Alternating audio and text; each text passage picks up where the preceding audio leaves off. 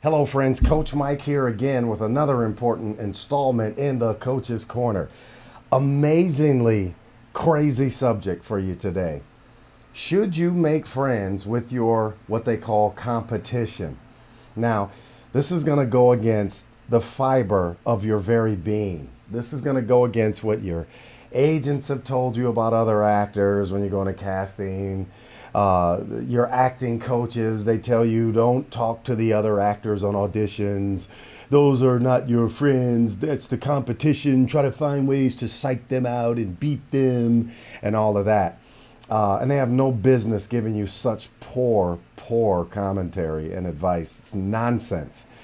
First of all, when you go on an audition, you're going to keep seeing the same actors. Per every casting house, let's just stick to commercials.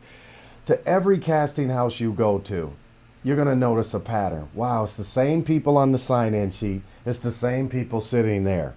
So how long does it take before you warm up to them and start saying hello to them? How long does it take? You got to see them 5 times or 20 times? Or how long does it take? Right? What you must know is that you need to go on and make friends with them.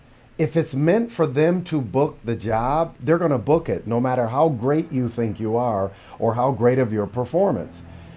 Have you ever done a lousy performance and you booked anyway? Your agent called, oh, they love you. You were the greatest. You were their first choice. They knew when you walked in the room, right? And you're like, what, really? Wow, that was my worst performance in the history of mankind, right? Have you done a great job on an audition? And now still 10 years, 12, 15 years later, and you're still waiting on them to call you. Now, you don't try to psych other people out. You're not going to stop them. If it's meant for them to book, they're going to book. If it's meant for you to book, you are going to book. So here's what you do when you go on a casting. Learn the art of rapport. It's all over the internet. Just Google, YouTube, how to develop rapport, conversation starters, that kind of thing. And hit enter, and all these bunch of people are going to come up. 10 experts on your page are going to come up, and they're all going to teach you how to sit down and have a conversation with someone that you don't know, right? I teach it full blown in my program here at the studio. But what you need to do is, after you've had your conversation starter, a little small talk. See, some people don't like small talk. I love small talk, because it's the way in to the person's heart, to start small. Where are you from? Are you from LA? Always start with where they're from, where the person originated from. 70% of the people here in LA are not from LA. Originally, they weren't born here, right? They're from somewhere else, some other state, some other part of the world. So you can usually feel pretty safe. Are you originally from LA? Oh, do you have family out here? Do you have family back there? I mean, you don't start with subjects like, oh, so how much money do you make doing commercials? Like, where do you live? Where's your house? That kind of thing, right? Or something. A lot of people don't know what to say, right? So what else do you do besides acting? Now, you don't ask those value judgment kind of questions. Home is where the heart is. That's where you start your conversations, right? And then exchange numbers. It's a classic. Tell them, you know what? Maybe I'll give you my number. You see the person's your type, right? I guess they better be your type. If they're doing a casting, they cast by types.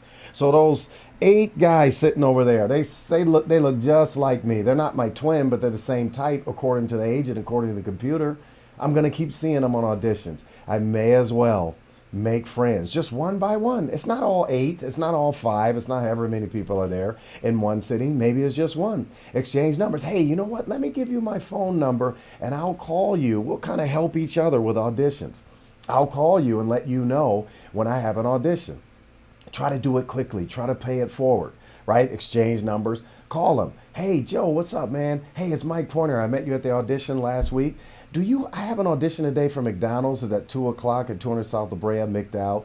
And yeah, that's my call. Did you get that call? Are you going on that audition? No, man, I didn't even know about it. Hey, call your agent and tell them.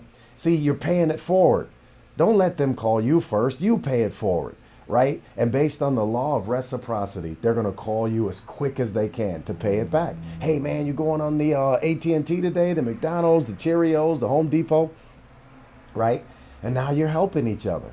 You do that. Listen, let's say you owned a restaurant. Wouldn't you be smart? Wouldn't you meet your butcher? Whomever you're going to get meats from, quality meats, wouldn't you meet your butcher? and say, hey, you know what? Just want to acquaint myself with you and say hello and give you my personal line because when that big that big 800 pounds of ground round come in, call me first. I know you got a lot of vendors, but call me first when you get those quality cuts of meat in. See, that's not being sneaky. That's being smart. That's taking care of my business. Of course, you do it if you're a restaurant owner. I want to get in good with the butcher, right? You do it when you're dating, right? Are you trying to be sneaky when you're dating? You have a choice person based on, visual and some of the other values that you look for. That's who I want, right? So I'm going to strategically go after this person when I'm dating. I'm not going to say, oh, I'll just anybody. It don't matter. Oh, I'll just see what happens. See what comes my way. No, casualness leads to casualties. That's what one of my mentors, Jim Rohn, taught me. Casualness leads to casualties, right? You can't be casual about too many things and be successful in those areas, right? Your car mechanic, don't you choose them strategically? Do you just go to any old place? First, you ask your friends, hey, do you know of any place, a good mechanic I can trust? Right? When you're looking for a job, do you just, any old job will do it? It don't matter, man. I just want to give me a job somewhere, right? Those are the unhappiest people after 2-3 days of work, right? No, you look for a job strategically. When you look for a car, certain make, model, color, whatever, right? You do all those things strategically, but your career is what's going to help you be involved in a great relationship, make income, so we can both, hold up the team, right? It's going to help you buy a fine car, right? It's like, come on, you got to cover your income, man. How do you do that? Relationship. You can't play games with other actors. There's too many actors out there, right? That can help you. There are actors that are sitting in the waiting room. You're going to go in the room with them eventually. They're going to say, okay, the four of you sitting together, Mike, Joe, Ricky, and John. The four of you are next. And just think if I'm just sitting there. They're right here and I won't speak to them. I'm just, And now they say, well, all four of us have to go in and I'm, hey, how you doing? How are we going to go in the room and look like we're great friends? I can't tell you how many emails I have of actors that say, Coach Mike, I'm sure glad you teach how to book the waiting room. Right? So I'll know what to do when I walk in the room. Words to say, rapport, everything. It's really, really important, okay? Because you're going to be going eventually. If that casting director keeps calling you in, you'll be in the room with the very actors that you pretend you don't see, playing in your phone, playing Candy Crush, reading magazines. It's strategic. All of it is. How would you like to go to a casting and sometimes the producers, when you go to a callback, producers are sitting right here. He just left the room, the casting room. Oftentimes there's no natural light in the room. It's all studio light. Gets kind of stuffy, running out of oxygen. So they tell the other ad execs, hey, I'm going to go outside and get me a little air. You know what I mean? It's kind of stuffy in here. I just want to step out. And then they wait in the waiting room, right? And you're sitting right next to them and you won't talk to them. You won't say a word. You won't even be kind, courteous. You sit down with your butt in their face just so you can ignore them. And see, then you walk in, they go back in the room, then you walk in the room and say, wow, that was a producer I was sitting right next to. Wow, but they're not dressed like a producer. Why would they dress like a producer? They dress down. They're not here to impress actors, right? Of course they don't have producer, director written on their forehead. For what? To impress an actor? Of course not, right? Some of the actors you're going to meet in the waiting area, right? They're casting projects. Yeah, some of them are doing SAG new media agreement. What if you're non-union or just need need more of a reel? I need more scenes for my reel. And you spark a conversation with them and they say, you know what? Wow, so wonderful. I met you because we're casting a person that looks just like you, that we're looking for, that looks just like you, right? And they say, oh, there's a reason for everything. You meet people for a reason, a season, or a lifetime. Yeah, you sure do, right? If you sit and mean mug that person, don't speak, act like you have no personality, but you think you can just flip a switch and walk in the room. Oh, please don't take that route. Okay, really, really important that you understand this, right? You need to make friends with other actors. You do. They're your allies, man. They're going to be team members. You could end up booking a TV series with them someday, and you'll look back and say how it all started. We met at that one AT&T commercial back in 2014. Right? And that's where it all started. And you just always had good energy together, even when you first met. And so you work well. You audition well together. You work well together. You help build a career together, right? Really, really important because this goes against the grain of your consciousness almost. We run around talking about, yeah, I love everybody. I'm nice to everybody. Out here in LA, you can't even get a lane change.